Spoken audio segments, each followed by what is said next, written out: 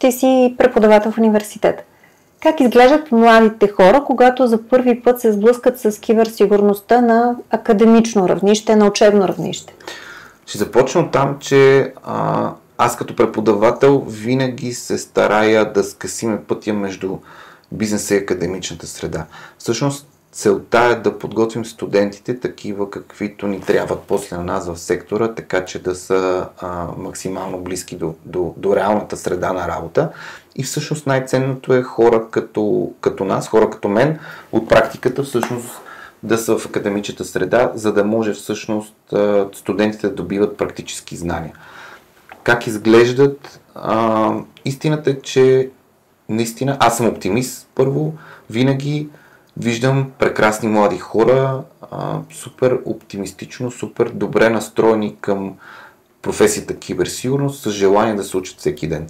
Това, което отличава успешните от неуспешните професионалисти, това важи не само за киберсигурността, но в този сектор е изключително валидно.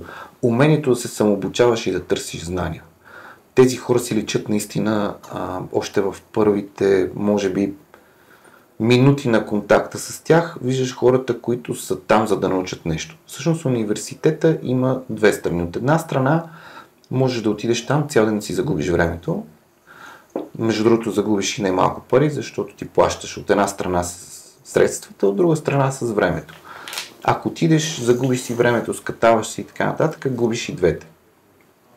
Всъщност, моят фокус като преподавател е върху останалата част от студентите, които за мое съжаление все още са по-малко, са тези, които наистина са дошли да научат нещо.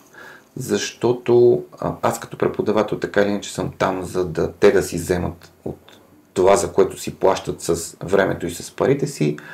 Колко обаче те ще вземат от това, зависи само от самите тях. Умението да се самообучаваш, умението да взимаш информация от отсрещната страна е всъщност ключовото, което те прави добър професионалист в последствие. Отворихме темата малко по-рано, отколкото предвиждах в разговора за професията, която вече е класифицирана в България. Киберсигурността влиза в този класификатор. Това допълнителен стимул ли е за младите хора и доколко техните очаквания могат да срещнат действителността сега, когато ние сме още по първите стъпки на този път? Вижте, индустрията киберсигурност включва в себе си доста различни професионални направления. Именно затова първо, хората не трябва да се страхуват от технически аспект на киберсигурността. Киберсигурността е индустрия, в която за напред във времето ще има нужда от всякакъв тип професионалисти. Ще има нужда, разбира се, от техничари, от IT хора, ще има нужда обаче от юристи, ще има нужда от администратори, ще има нужда от технически сътрудници, от хора, които се занимават с продажби, ще има нужда наистина от целият набор бизнес хора, които върват заедно с технологичната част, с технологичния аспект на нещата. Така че за младите хора това е една изключително перспективна професия. Всъщност по всичките световни стандарти се появяват все повече класации, класифициране като една от топ 20-те професии на бъдещето, така че наистина е индустрия, в която тепърва ще се развива в световен мащаб. Глада за кадри е огромен, но тук отварям една скоба. Глада за качествени кадри. Хората, които са водени само от стремежа, че е високо платена работа и така нататък, не е ниско платена, тя е добре платена, но за хората, които са професионалисти, връщам се на групата в академичния сектор в университета, за тези хора, които имат желанието, нагласата да се учат всеки ден, да се развиват, за тях превърнато това нещо в професия ще е успешно. Истината е, че това важи за всяка една професия обаче. А как да направим кариерното ориентиране в сферата на киберсигурността, работещо за бизнеса, включително и за институциите, които очевидно също трябва да вървят с тези темпове на технологиите? Всъщност институциите също изпитват огромен глад на кадри.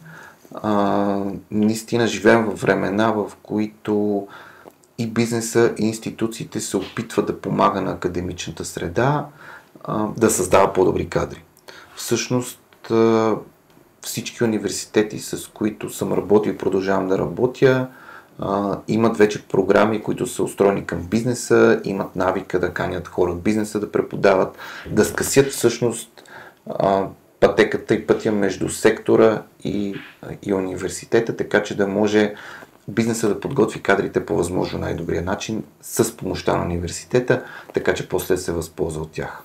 Тук обаче идва големия въпрос, тъй като става дума за доста перспективна специалност и доста престижна работа, която може да чака студентите в нея.